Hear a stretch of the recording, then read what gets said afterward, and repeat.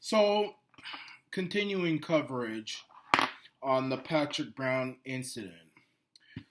This video is not in defense of Patrick Brown because, as I've said before, if he was a better leader, I would be marching up and down like there was no tomorrow in support of him. But because he really disappointed me as a leader, I really, I consider this an opportunity. But going beyond that, men in this society, in this day and age, are in the biggest danger that they have ever been in their lifetime. This is a very dangerous time to be a man. Now, when you look deeper into these sexual allegations, and by the way, these sexual allegations have been coming out like wildfire with not just Patrick Brown, but you look in the United States, Donald Trump, all these Roy Moore, all these politicians. Men have to be very careful in this day and age. It's really sad. And it's sad that we have to say that, but I think that there's no other option. Because the politicians have made it so that any little... Let me just talk about these allegations. This will probably make it a little bit more understanding. Now, there was one allegation where the girl was supposedly underage. Now, 18 is when you become an adult legally. Anything under that, if you're over 18 and you have a relationship with somebody under 18, that makes you a criminal. That's it. You are a criminal. But from what I've heard, these women were 18 at the time. Not anything younger, not anything over. They were 18. Which legally in Canada and in America, they would be adults. So nothing really criminal was taking place. Now, the thing is that really disturbs me is that she claims that Patrick Brown invited her over to his house. They had drinks. He wasn't drinking. But after a few hours, he gave her a tour of his house and they ended up in his bedroom. And I guess he must have had a thing for her. Now, keep in mind, I have heard about allegations regarding Patrick Brown going back as far as 2015. I never heard any allegations that were criminal, but I did hear that he was a ladies' man, that he was a flirtatious person. I've even heard things that he slept with his female employees. I heard those things back in 2015. People even said, why don't you put this on the Arana Nation? I don't put that kind of garbage on the Arana Nation because, number one, I don't want to be slapped with a lawsuit. But number two, the media is so quick to pounce on a conservative when there's allegations, but not a liberal. So I don't want to go down that road and give the media any more dirt, even though, to be honest, I really don't care about Patrick Brown. I've said this many times. But going back to the allegations, nothing in those allegations said that Brown was forceful, that he forced them to do anything. What happened was that they started kissing. He started kissing her and exposing himself. She never said no. She didn't say anything. I mean, bitch, if you want him to stop, tell him to stop. I mean, that's what you need to do. Tell him to stop. I don't appreciate this whole you should know when a woman doesn't want you to touch. I don't appreciate that because if that was the case, you, me, and everyone else would be locked up. Every single man on the planet would be in jail right now. I would be in jail right now. So they got into heavy petting, they got into kissing, they got into touching, and eventually, when she thought that sexual intercourse might take place, then she said, I don't want to go through with this. I have a boyfriend. he immediately took her home. Now, you can say what you want, all you want, but I mean, the thing is, the question that you need to answer me is, how is the man supposed to know that what he is doing is making someone uncomfortable if you don't say anything? And if you say he should just know, then the next question you need to answer me is this. Because every man has done something or said something that may have been politically incorrect. You know, it wasn't, no, I'm not talking about forcing, because we're not talking about sexual assault. This is sexual misconduct.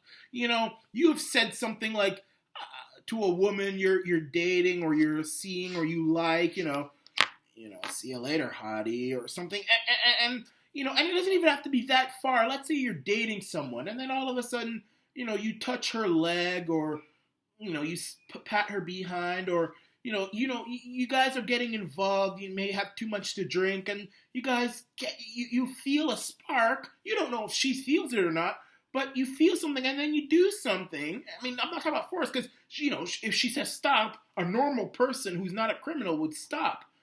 You know, and she doesn't say anything. Everybody's done that. So what if 30 years from now, that same woman, for whatever reason, let's say you touched her leg, you played with her hair, you kissed her. I mean, you didn't ask to kiss her. Nobody asks to kiss anybody. Nobody. Unless you are a drop dead, unless you're a virgin. Nobody. That's not how, from the time of Adam and Eve, from the time your ancestors were throwing spears at zebra in Ethiopia, nobody asked, may I please kiss you? May I please have sex with you? That's not how sex happens. That's not how kissing happens. And actually, if you ask a woman, may I kiss you, 8 times out of 10, she's going to say no. Mostly because she thinks, who is this weak, cucky, ballless fool asking to kiss me? It just happens. You feel a chemistry and you kiss. So then so what if one day, you know, you just kissed, and then 50 years from now, you know, let's say you're running for something, and that woman says, he kissed me, and I never said he could kiss me. Well, then the media says, that's sexual misconduct. And everybody's saying you need to resign. But you didn't, you know, it's not like she was saying, stop, don't kiss me. You just said, come here, you know. No, that's not what happened. You guys were sitting at a football game, a hockey game, basketball game. You were sitting there. She was looking beautiful. You were looking in her eyes. And then you just kissed her. Nothing happened. It was innocent. And then 50 years from now, she said, he kissed me and I never said you could kiss me. She didn't say you couldn't kiss me, but I didn't say you could kiss me. And then your whole career is over. That shouldn't be allowed. That's why I say men are in the most... Let me tell you, I'm dating right now this one girl. And, I mean, she's cool and everything. And what happened was that the first date we went on, we went to a Mexican place, and I saw her, and, you know, we were talking and stuff like that, and I said, you know, meet me here. And when she came in, I got up, hugged her, and then gave her a kiss. We had our dinner, we had our time and everything, went home, kissed her at her doorstep. So now, that's normal. Everybody's done that. Everybody.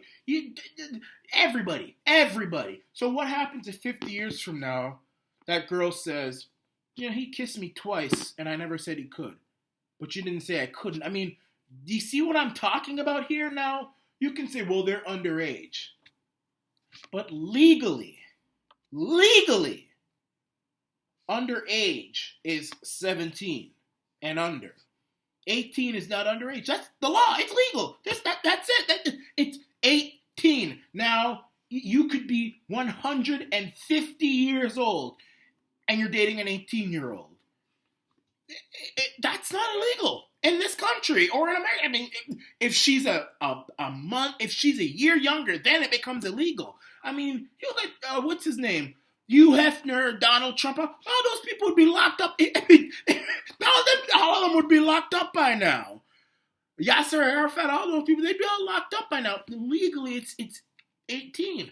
Now, it might be a bit odd, yes. Personally, for me, I'm 25.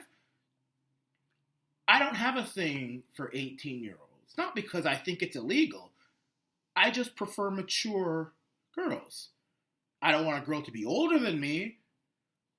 I'm 25. A girl who's 23 and up, that's my thing. 18-year-olds, in my opinion, are too immature for me. But it's not legal. It's not. It really isn't. It's odd, yes, but it's not illegal. It's not. Nothing Brown did was illegal. So this whole sexual misconduct thing, even if it's true, I mean, from what I've heard, nothing really happened that was wrong. Now, I'm not trying to defend Patrick Brown. I don't care that he's gone. Because as I said, I felt he was a bad leader. I think he was a traitor. He was a backstabber. He was an opportunist. His minions, his diehard supporters, they piss me the hell off. They just piss me right the hell off. And, I'm sure some of them are watching right now. Y'all diehard Patrick Brown supporters, y'all piss me the hell off. Because you're the same people who are dumb. And y'all say, oh, you need to vote for Patrick Brown or you're a liberal. Listen, buddy, shut the fuck up. Shut the fuck up about liberal. You think I'm a liberal? Y'all people who watch the Arana Nation think fuck you. Fuck you. About liberal. Because I don't want to vote because I'm not happy with Patrick Brown. You call me a liberal? Fuck you. Call me a liberal one more time, I'll knock your ass out. Knock you on your ass. But having said that, as a man, it's scary what is happening in society. This man's career is over, and really it shouldn't be over. Because really he hasn't really done anything illegal. He hasn't. So what do you guys think about what I've said? What do you guys think about the state that men are in right now? I mean, men really have to walk on eggshells in our society now. They really do.